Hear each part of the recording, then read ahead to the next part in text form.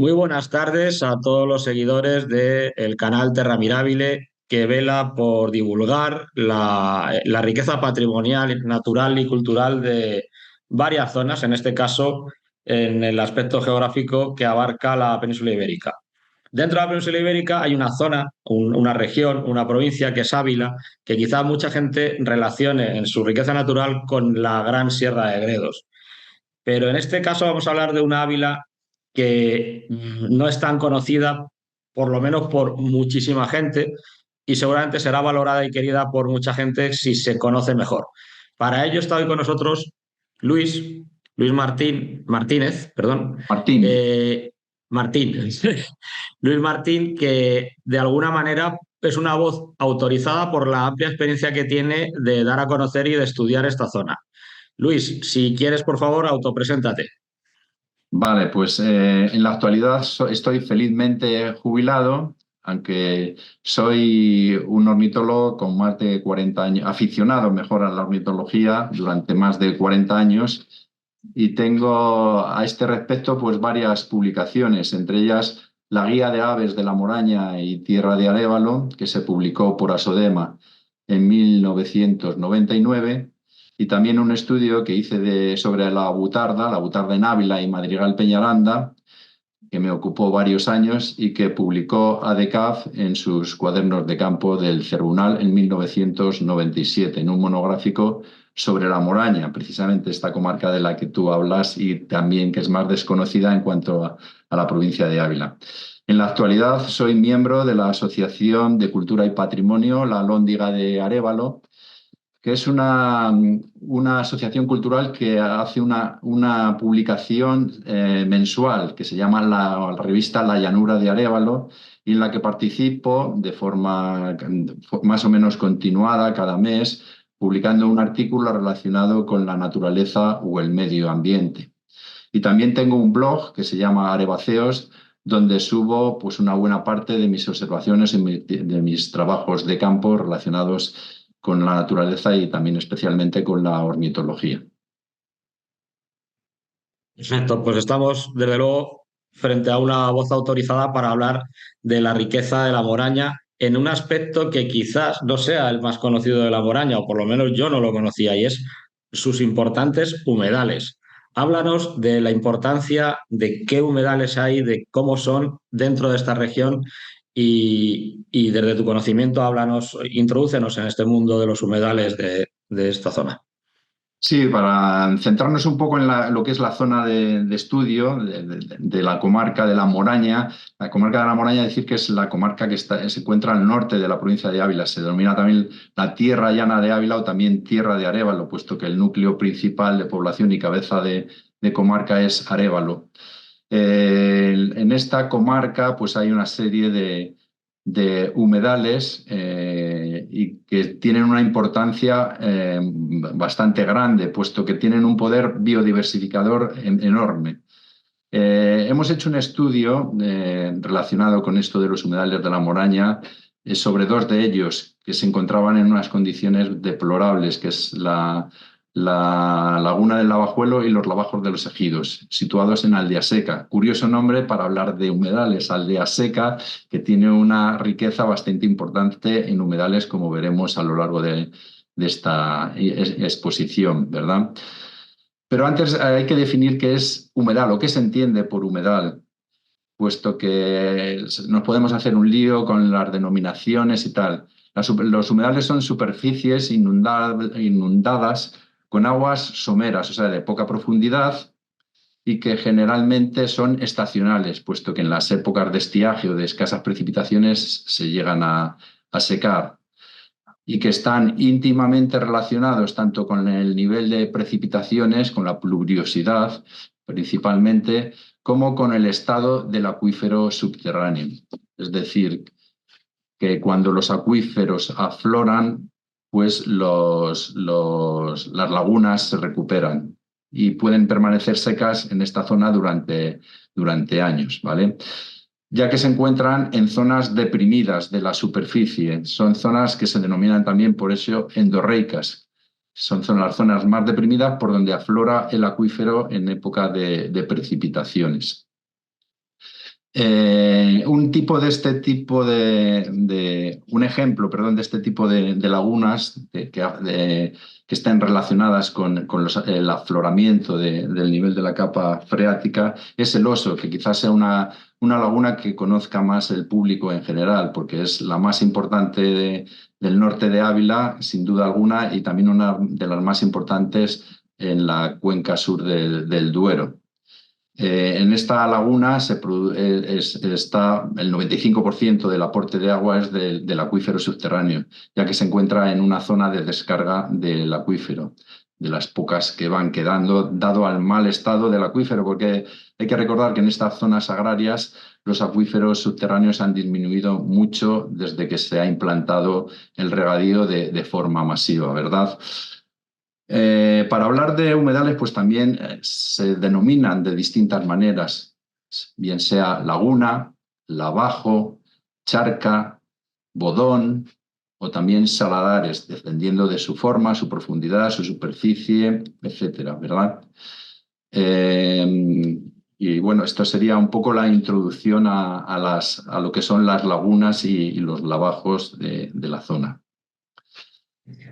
Estas masas de agua, someras a veces, otras veces más profundas y muy importantes siempre para la biodiversidad, tú las has estudiado, las habéis trabajado, hay trabajos que habéis publicado.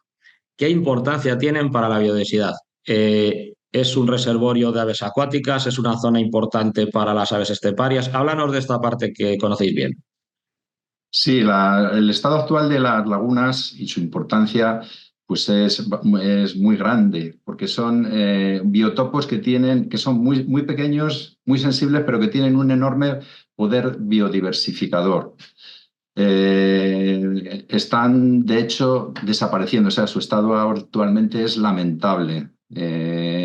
Muchas veces son ya solamente un recuerdo en los más ancianos del lugar, que te hablan de una laguna, de un lavajo que hubo en el territorio, pero que ya han desaparecido. También la cartografía, a través de los topónimos, nos indican que allí hubo o en el pasado existió un humedal, puesto que estos topónimos están relacionados con la presencia de agua. Por ejemplo, Laguna del Lavajuelo Grande, Aguasal, el Regajal, las Barrosas, la Torca, el Mullidar, Fuente de los Lobos o de otras muchas fuentes. Son topónimos que aparecen en la cartografía, pero que en realidad ya no se encuentran porque lamentablemente han desaparecido. Entonces, hemos hecho, para poner en valor, digamos, estos humedales, hemos hecho un estudio de campo. Un estudio de campo coincidiendo con que el invierno de 2024 fue excepcionalmente lluvioso y se produjo dos hechos que raramente se producen. En primer lugar, la reaparición de la gran laguna del Lavajuelo. Esto estamos hablando de Aldiaseca, del municipio del que hablaba al principio, que es un municipio que se encuentra a 8 kilómetros de Arévalo. Pues en el invierno de 2024 reapareció la gran laguna del Lavajuelo, que inunda unas 12, 13 hectáreas, y también los lavajos que hay en el Prado de los Ejidos, que son 4, se unieron formando una gran laguna de unas 10 hectáreas, ¿verdad? Esto solo ha pasado, para que nos hagamos una idea del estado de los acuíferos, solo ha pasado 3 veces en los últimos 27 años, concretamente en el año 1998, en el año 2006 y también el año pasado, en el invierno del año 2024. Pues bien, aprovechando esta reaparición de dos zonas húmedas muy importantes y para constatar esta importancia, este poder diversificador, especialmente en cuanto a las aves acuáticas, pues hicimos un estudio de campo mediante censos semanales. Censamos estas dos lagunas semanalmente y los resultados, la verdad, es que fueron sorprendentes, ya que indican que cuando estas lagunas o estas zonas húmedas están en buenas condiciones, el aumento de la biodiversidad es inmediato. Es inmediato. O sea, no hace falta que pasen varios años, sino que se llenan las lagunas y las aves acuáticas acuden a ellas. En estos censos que se extendieron desde que se llenaron en enero a mediados de enero de 2024 hasta que se secó la laguna del Lavajuelo por completo en junio de 2024, a mediados de junio de 2024, pues hicimos un censos, como te digo, semanales, en los que observamos 50 especies de aves acuáticas. Está ahí el poder diversificador, ¿verdad? El censo máximo fueron 1.529 aves el día 9 de febrero de 2024, que son cifras ya bastante considerables. Y también sumando las observaciones máximas por especie, nos arroja la cifra de 2.147 aves, lo que quiere decir que estas lagunas son capaces de acoger o sostener a una población tanto invernante como migrante de más de 2.100 aves durante los pasos migratorios o la invernada, como digo, algo menos durante la reproducción, porque el estado ya no es el mismo. También constatamos que era zona de interés para la conservación de 22 especies de aves, porque en la zona no se dan estas especies y si estas lagunas están inundadas, pues aparecen y en un número considerable. Para 22 especies de aves acuáticas y 4 de aves esteparias o rapaces, porque también la zona de Aldea Seca está incluida en la cepa Tierra de Campiñas, precisamente por las poblaciones de aves esteparias. Es un núcleo importante para la conservación de aves importantes, de aves esteparias, perdón, que son, como sabemos, una de los grupos de aves más amenazados a nivel mundial, las aves esteparias.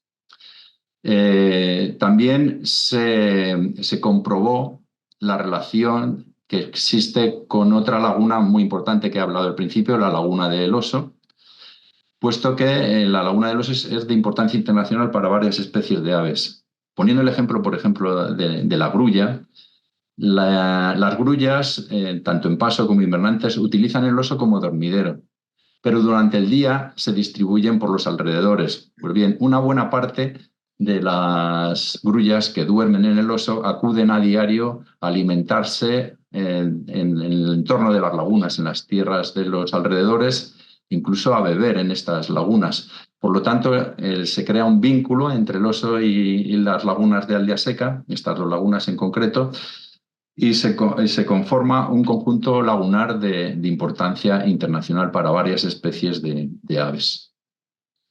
Esto es también muy, muy importante. Son resultados, ya te digo, pues muy, muy prometedores y muy, muy importantes para la conservación de varias especies y que ponen en valor, digamos, estos biotopos tan escasos y que están desapareciendo.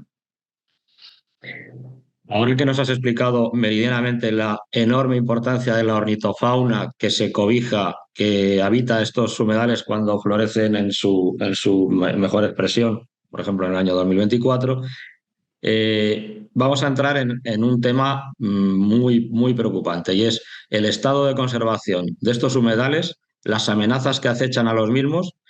En todo el lujo de detalle, aquí expláyate porque esto también es una reivindicación de esa tierra. Pues sí, precisamente, como he dicho al principio, estas lagunas se encuentran en un estado crítico porque están desapareciendo a marchas forzadas.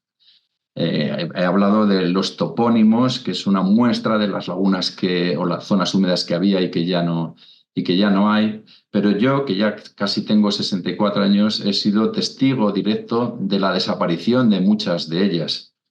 Debido pues, a múltiples causas. Una de ellas es los drenajes, que se someten a cualquier tipo de humedal. Se le drena para evitar que se inunde y así se ha hecho a lo largo de las últimas décadas. Otra causa es la desaparición de lagunas porque se convierten en vertederos. Se echan escombros o todo tipo de vertidos, basuras, entonces se acaban colmatando y acaban desapareciendo. También hay varios ejemplos de este tipo de desaparición. Y también los cultivos. Aumenta la superficie de los cultivos misteriosamente y se va comiendo a las lagunas, las fagocita y se convierten en áreas de cultivo, que antes eran zonas húmedas y ahora son tierras de cultivo. Y el punto quizá más preocupante es el aumento excesivo de regadíos en la comarca. Esto es un punto delicado, pero también quiero hablar de él. Hemos hablado de la relación íntima entre estos humedales y el acuífero subterráneo. Pues bien, la mayor parte de las aguas que se extraen del subsuelo se utilizan para regadío, hasta el 95%, bueno, concretamente el 95% de las aguas que se extraen del subsuelo se utilizan para regadío. Entonces, esto es una de las principales causas y las más importantes o más preocupantes para que desaparezcan estas zonas húmedas, estos humedales. Voy a poner 5 ejemplos, hay muchos más, pero voy a poner 5 ejemplos de la desaparición de humedales en la zona concreta de estudio donde hicimos el estudio de aves, en la zona de Aldeaseca y sus alrededores. La charca de Narros es una charca en el municipio lindero de Aldeaseca de Langa, y esta fue un ejemplo de las que se colmató utilizándola como vertedero. El Lavajo del Obispo, o Laguna del Obispo, que se conocía de ambas maneras, y así viene todavía en la cartografía, pues se la convirtió en tierras de cultivo. Apareció a lo largo de los años, se fueron comiendo la superficie hasta que una buena década, pues, o una mala década, ya no había Laguna del Obispo. También 2 lavajos del Mullidar, que pertenecen al complejo de lavajos de los Ejidos.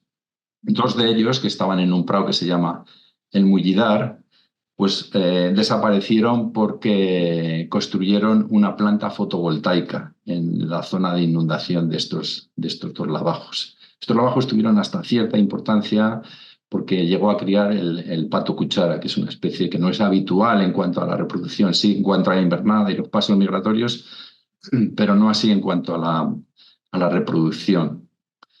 Pues bien, pusieron placas solares y estos 2 lavajos desaparecieron. Otro ejemplo es la Fuente de los Lobos. No solamente son zonas húmedas grandes, también hay zonas húmedas que son surgencias, manantiales, que también desaparecieron, en este caso, pues por las tierras de cultivo que se le comieron. Era una fuente que tenía su abrevadero para el ganado, etcétera, que bueno, la mayor parte del tiempo estaba seca, pero había un pozo que se podía echar agua al abrevadero porque mantenía un nivel de agua, pero desapareció también en una de las concentraciones parcelarias fagocitada por las tierras de cultivo. Y el ejemplo más importante y quizá el más doloroso es la Laguna del Lavajuelo. Hay documentos, fotografías de vuelos aéreos antiguos de la década de los años 50, en el que todavía se ve que es una laguna. Luego se la drenó perimetralmente para evitar su inundación y finalmente se la convirtió en tierras de cultivo. Y así permanece hasta que resurge, como he dicho periódicamente, porque está en una zona de inundación, en una zona inundable, en la zona más baja del término municipal. Entonces, cuando aflora el acuífero en momentos de grandes precipitaciones, pues aflora precisamente por la laguna del Lavajuelo, que nunca debió de dejar de ser. Un técnico de la Confederación Hidrográfica del Duero, Mónica Gómez, presentó una ponencia en la Conferencia Internacional sobre Humedales ante el Cambio Climático, que se celebró en Valencia el año pasado, en febrero del año pasado, y ella cifra la pérdida de humedales en la comarca, tanto de La Moraña como de Tierra de Medina, que es sur de Valladolid y norte de Ávila, en el 95%. O sea, en los últimos 60 años han desaparecido el 95% de los humedales. Las causas que da, pues es el aumento del uso del suelo destinado a parcelas agrarias, o sea, sencillamente que las parcelas agrarias se comen las lagunas cuando permanecen tiempo secas, pero la más importante vuelve a incidir en algo que ya habíamos comentado, que es el aumento de las extracciones de agua del subsuelo, o sea, el aumento del regadío, porque como digo, el 95% de estas extracciones está dedicado al regadío. Esto convierte a los humedales en un estado crítico, puesto que están desapareciendo a marchas forzadas y deberían de ser espacios, los pocos que quedan, a conservar, incluso algunos a recuperar, como así lo hemos propuesto en varias ocasiones. Por ejemplo, en 1999, en este libro que te hablo de la Guía de Aves de la Moraña y Tierra de Arévalo, pues ya proponía la inclusión en el catálogo regional de zonas húmedas de interés especial de estas dos zonas húmedas, entre otras 25. En aquel momento ni siquiera la Laguna del Oso, para que os hagáis una idea, estaba incluida, que es la zona húmeda más importante y más reconocida internacionalmente. Luego ya sí que la incluyeron, pero en aquel momento no, solo había una única zona húmeda incluida en el catálogo regional. Ya solicitábamos la inclusión de estos dos lagunas. Y luego, en el año 2019, ante la implantación del programa Light Duero, que entre otras actuaciones prevé la recuperación de humedales o la compra de terrenos para la recuperación de humedales, pues decidimos proponerles la recuperación de esta laguna. Y ha sido en el año 2024 cuando hemos aumentado esta propuesta con el estudio de campo, que ha sido pues ya una propuesta redonda con la cantidad o sea, diciendo cómo puede recuperarse y en qué medida aún favorece la biodiversidad. Esta recuperación y puesta en valor, no nos olvidemos, porque siempre que hemos propuesto una recuperación, también incidimos en que también hay que poner en valor estos humedales para que su recuperación permanezca en el tiempo. Pues a través de, como digo, del programa Life Duero, que se implanta en el año 2019 en Tierra de Medina y La Moraña, pues uno de los objetivos es precisamente la recuperación de humedales, comprando incluso terrenos que fueran necesarios para recuperar. Entonces proponemos que se compren estas parcelas que ocupan ahora estas lagunas y lavajos para su recuperación, para que vuelvan al dominio público hidráulico del que nunca debieron dejar de pertenecer. La segunda medida es la eliminación de los drenajes o rectificación de los mismos, para que en lugar de que expulsen el agua afuera, el agua de la lluvia, pues pueda quedar retenido en los vasos de la laguna. El tercer punto es inundarlas periódicamente, anualmente, utilizando para ello el agua del regadío Río Adaja, que es unas instalaciones que tienen dos balsas, dos grandes balsas, por las que los regantes pues riegan sus parcelas. Y una vez terminada esta campaña de regadío, es decir, en octubre, noviembre, hasta que empiece la siguiente, pues bien se podrían utilizar los remanentes, o sea, los sobrantes del agua del regadío a través de estas balsas, y utilizando las líneas de distribución de regadío a las parcelas, pues se podrían llenar estas lagunas y así permanecerían con agua, inundándolas en la época de otoño-invierno, pues seguramente hasta junio o hasta el verano podrían permanecer inundadas, hasta bien mayo, junio, seguramente sí, como ha pasado este año, por ejemplo. Y el segundo paso sería modificar el vaso de inundación. ¿Por qué? Porque eso generaría una gran biodiversidad. Se podría modificar generando 3 niveles de profundidad. El primero, con aguas someras, que atraerían, por ejemplo, a las aves limícolas y a muchos insectos también. Luego, con aguas de profundidad media, hasta 1 metro, que atraerían a aves nadadoras.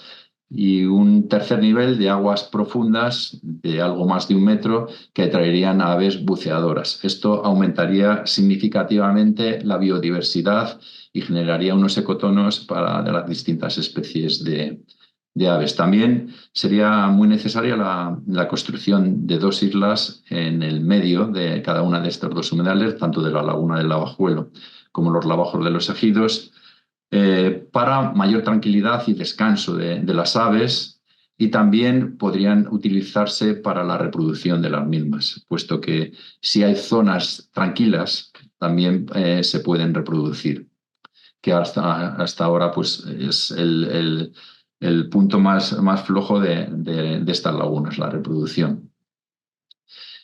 Y también sería muy necesario construir 2 observatorios en cada laguna, y tendrían que ser observatorios elevados porque esta zona es muy plana y como no tengan 2-3 metros de altura, pues no son funcionales. Y también crear una serie de itinerarios o senderos para facilitar la observación de las aves, pero sin molestar. Es decir, crear unos itinerarios con límite de observación de aves. Esto ya se ha hecho en varias lagunas del entorno, en un radio no demasiado grande. Por ejemplo, El Oso, una laguna que fue restaurada en la década de los años 90. Se restauró su vaso para que pudiera acoger a un mayor número de litros de agua, o una mayor capacidad de inundación, digamos, y el 95%, como digo, pertenece a agua del subsuelo. También se hicieron 2 observatorios que son muy prácticos y muy funcionales y produce bastante tranquilidad a las aves, puesto que se acaban acostumbrando a ellos.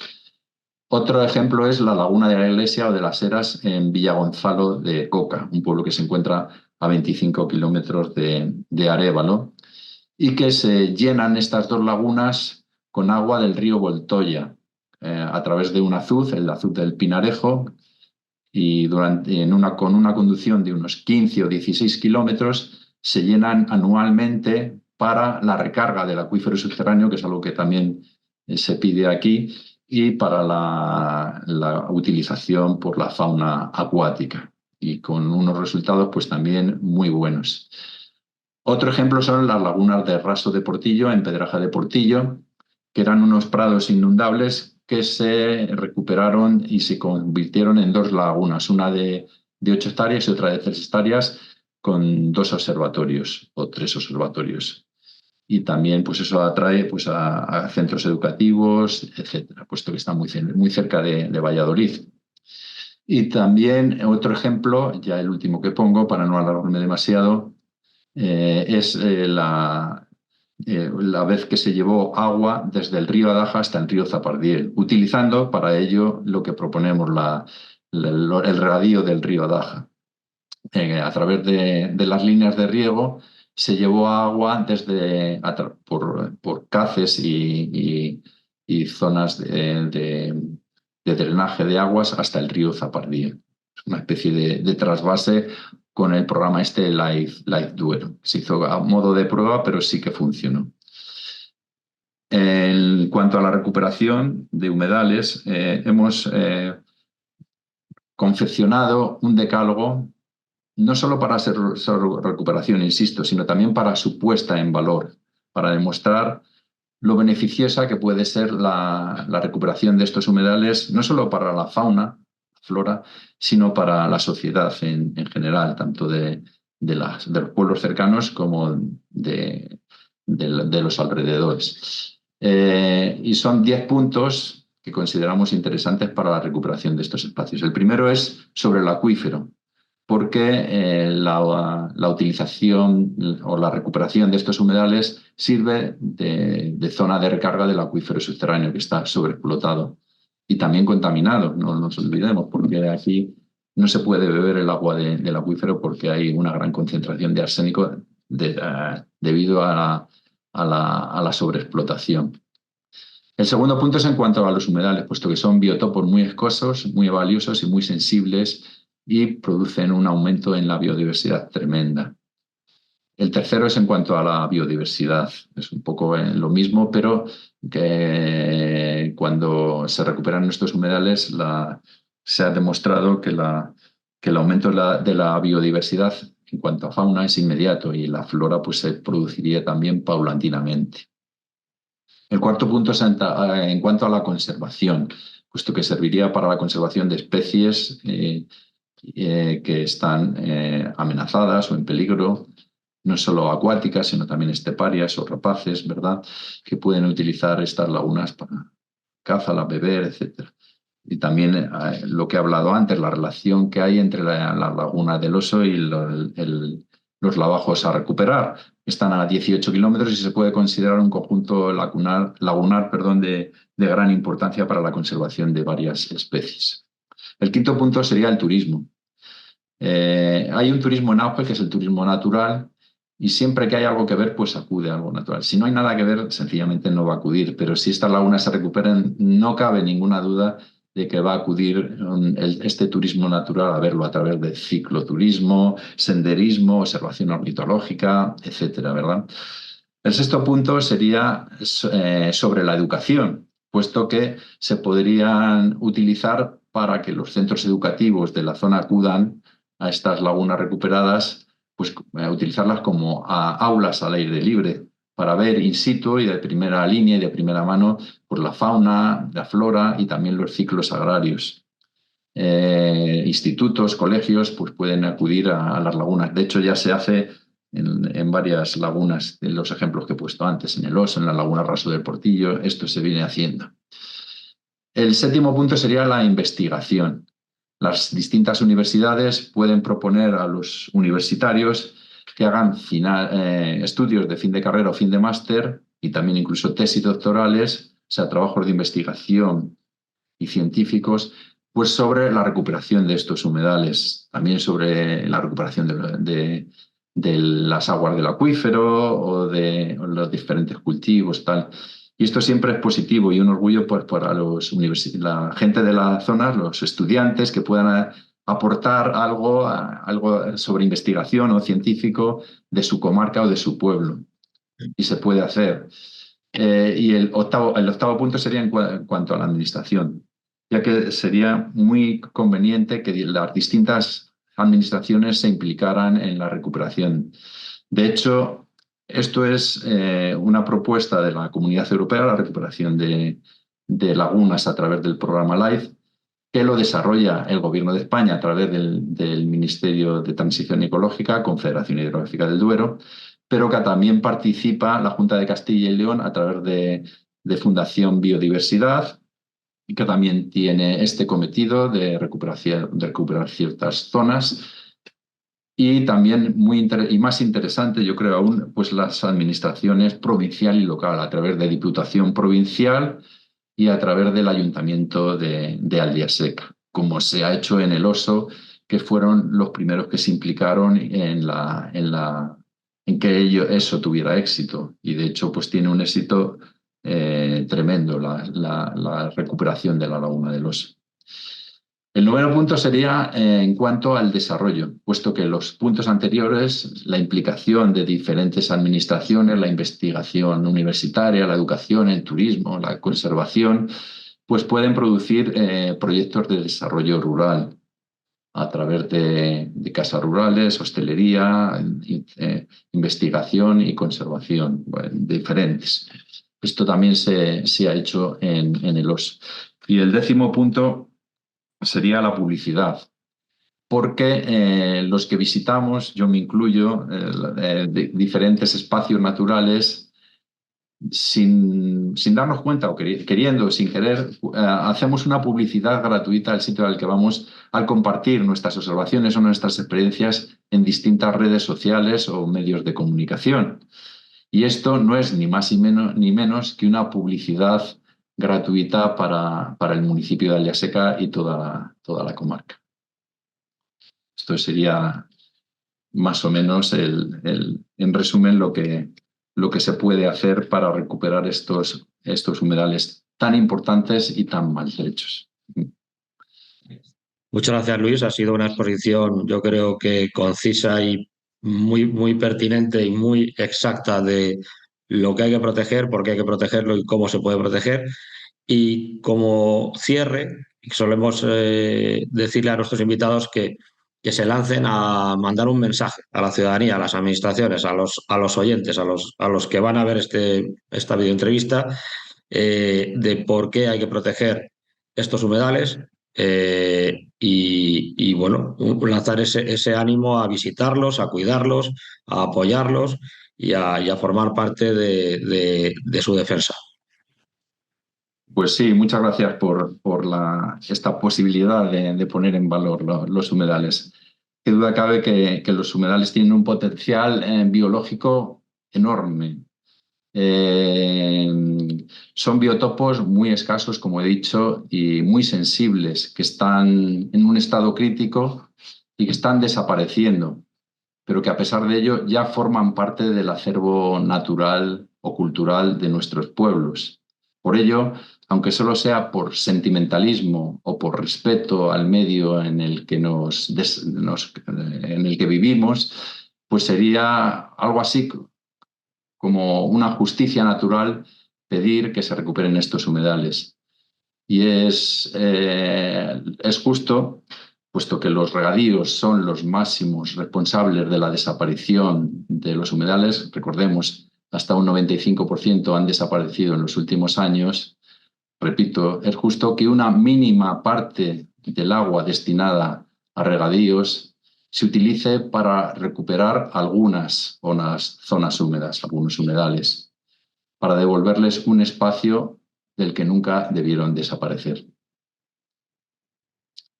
Pues con este mensaje vamos a dar por terminada esta entrevista, deseando a toda la zona que de verdad se conserve, que se tomen las medidas necesarias para ello y que mucha gente pueda disfrutar de este patrimonio que es de todos. No es de 4 personas que viven por allí, no, no, esto es de todo el mundo. La Moraña y sus humedales son patrimonio natural de toda España y por lo tanto tienen que tener las figuras de protección y los medios para hacerlo, que los gobernantes hemos depositado en ellos la responsabilidad de conservarlos. Así que en ese sentido, muchísimas gracias por la labor que has desarrollado, por la divulgación, por los estudios y por la lucha por estos espacios. Muchas gracias, Luis, a ti y a todas las personas involucradas. Muchas gracias a vosotros.